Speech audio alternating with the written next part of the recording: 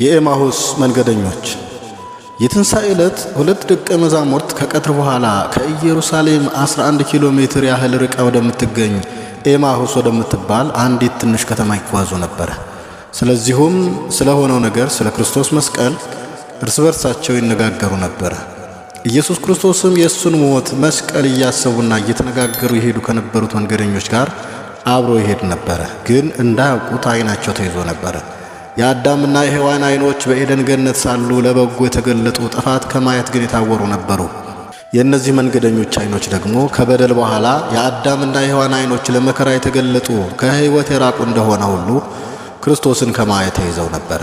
ሉቃስ 24:16 ጌታም ለይተው ካላወቁት ሰዎች ጋር ሲሄድ እየጠወለጋችሁ ስትሄዱ እርስ በርሳችሁ የምትነጋገሯቸው እነዚህ ነገሮች ምንድናቸው? አላቸው።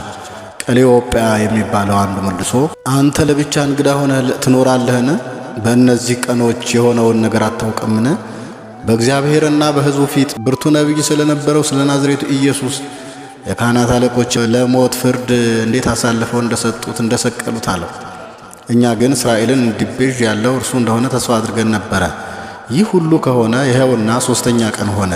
ዛሬ ማለዳ ወደ መቃብሩ የሄዱ ሰዎች ደግሞ ተነስተዋል፣ ሕያው ነው የሚል የመላእክት ድምፅ ሰምተው ነገሩን አሉት። ሞተ ዮሴፍ አሃዊሁ ነገርዎ ለዮሴፍ እንደሚለው ባለቅኔ።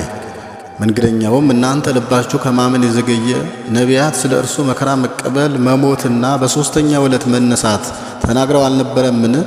ለምን አላመናችሁም? አለና ከብሉይ ኪዳን ክፍላተ መጻሕፍት እየጠቀሰ ብዙ አብራራላቸው።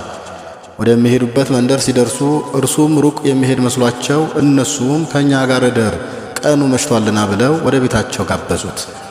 ጌታም አብሯቸው ገባ። ማዕድ አቀረቡ። ማዕዱን ባርኮ ሰጣቸው። ዓይናቸውን በራ፣ አወቁትም። እርሱም ተሰወረባቸው። እነሱም መጻሕፍትን እየተረጎመ ሲያስተምረን ልባችን ይቀልጥብን አልነበረምን? አሉ። ሄደው ለደቀ መዛሙርቱ ያዩትን ሁሉ በኢየሩሳሌም ነገሯቸው። ዛሬም የመስቀሉን ነገር እየተነጋገሩ ከሚሄዱ ነገር መስቀሉን ከሚያስቡ ጋር ጌታ በመንገዳቸው በሥራቸው ሁሉ አብሯቸው ይሄዳል። የዓለም ብርሃን ክርስቶስ ቤታቸውን ይባርካል። ማዕዳቸው ብሩክ ነው። አንድነታቸው ቅዱስ ይሆናል። ዓይናቸው ብሩህ፣ ልቡናቸው ብሩህ ይሆናል። ዕውቀትን ይገልጥላቸዋል። በኑሯችን ሁሉ በበሩ የቆመውን በራችንን የሚያንኳኳውን ጌታን ግባን በለው።